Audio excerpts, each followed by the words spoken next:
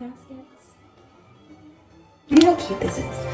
Okay, so this basket's gonna be for my youngest. And usually I do something this small with goodies that they like. One's favorite. I got him some chapstick. My kids also love candles, so I got him this candle. It smells so good. Let's put it in there. There you go. Little box.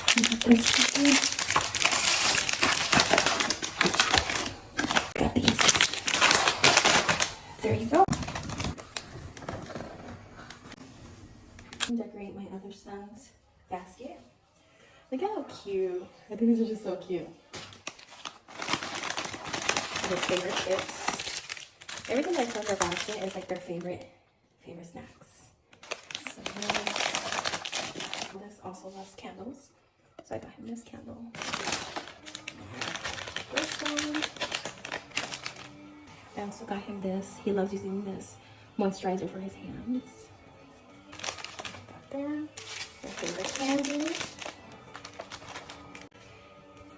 So there's my other son's basket. Nice and simple, cute. Both baskets.